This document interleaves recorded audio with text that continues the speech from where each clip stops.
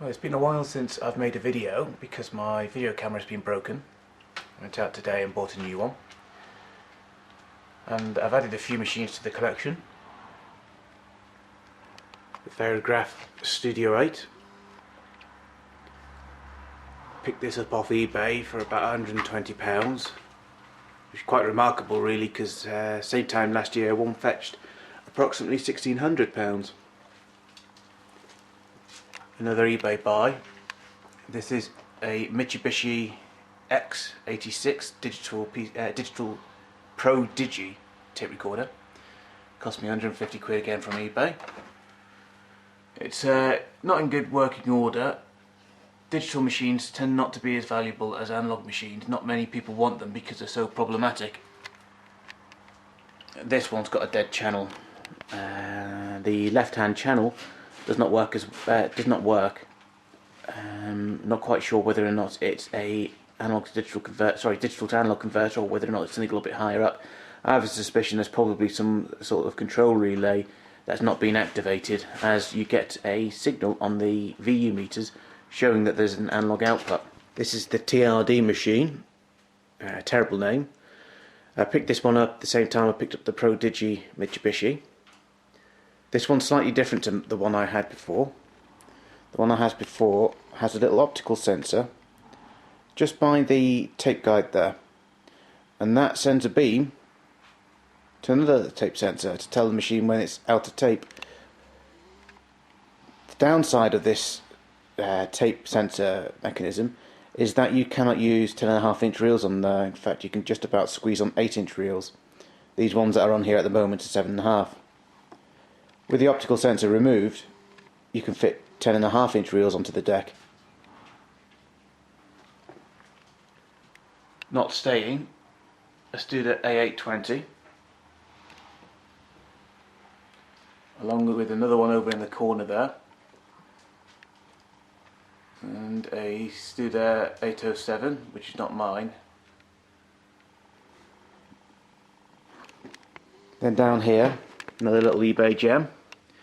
This is a AKAI Stereo Delux. It's a adaptation of the Terricorder.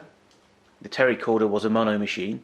They brought out the Terricorder Stereo, which is AKAI's first stereo machine. This is a Dynavox. This one's I've had this one for a while. I've replaced all the caps in it. It's now working fine. Now the workshop is a bit cluttered at the moment. Things everywhere.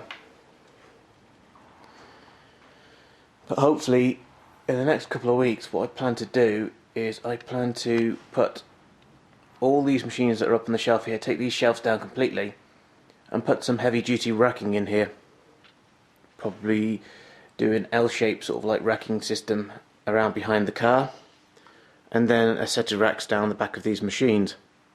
The racks will be around about 4 shelves high, and hopefully I should be able to get all the machines off the floor and improve the space, the capacity of the garage. As you can see, most of the walkways are blocked, mainly because of this A820 that's arrived, which isn't staying for very long.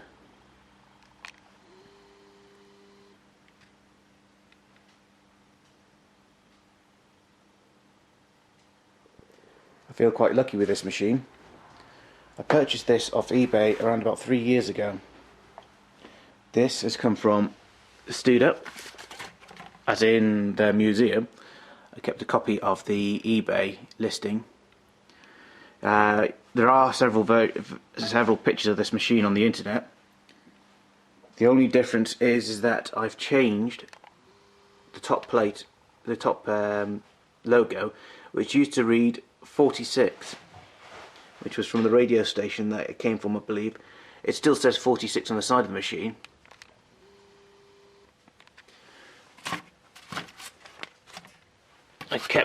Studio were very nice to send the original plaque that they had in front of the machine when it was on display in their museum. Another Ferrograph Studio 8. Picked this one up for 450. I mainly bought this one for spare parts for the first one, because the first one's display doesn't work properly. This one's got a good display.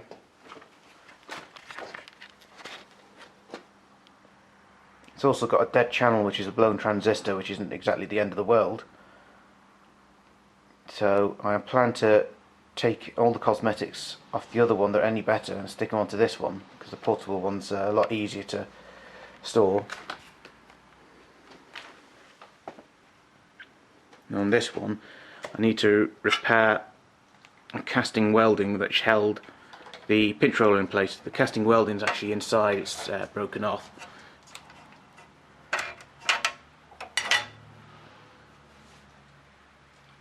Don't think glue's going to be strong enough to hold that. Something else I picked up, just sat down here, not being tested at the moment, a GX4000DB, and just behind it an AKAI 4000DB. Paid probably around about £10 each machine, so that's probably the bargain of the year. An AKAI GX400D, a little bit like the M series AKAIs, the early M9s, where you had the VU on top of the other. This machine's very poorly. A couple of guys have looked at it, still haven't been able to get it working. I think that the motor run capacitors have had it, but there's a problem with the logic board as well. Nothing serious, but every time you press play, every time you turn the machine on, it goes straight into rewind mode. This is an Ampex 300, quite a rare portable version. It has two 350 amplifiers with the power supplies on the top of the machine.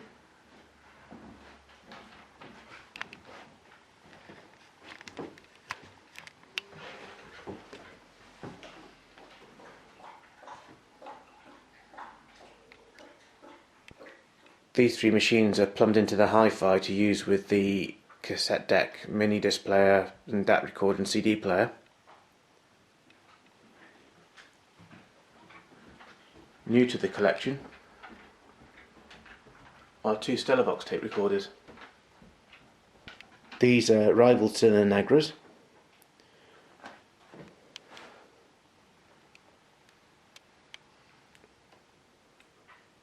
This one's an SP8. It's a smoked perspex lid. I can't remember the name of this machine, but it's a German crank driven, little 3-inch reels off AEG hub centres. The Mayhack and the Butoba, both are crank driven. All three machines are from Germany. This one, a British machine behind the Clarion, or sometimes known as the Phonotrix. This is also crank driven, been featured in other videos. A machine which hasn't really been videoed yet, but should have done. I've had loads of these. The UHA 4200 report monitor, the early ones to be fitted with a 3-head system. And another semi-professional portable, the Sony, comes in two varieties, the TC510 or the APR 2003. The difference being that the APR 2003 has timecode recording capabilities. The Nagras, which have been featured in other videos. This one's a Nagra 4 stereo timecode. The little pull-out drawer at the bottom there. Nagra SN and SNSTs in those little cases. This machine's covered up for sunlight, because it's one of the very few remaining machines which actually has a clear perspex lid that hasn't been discoloured by age and light.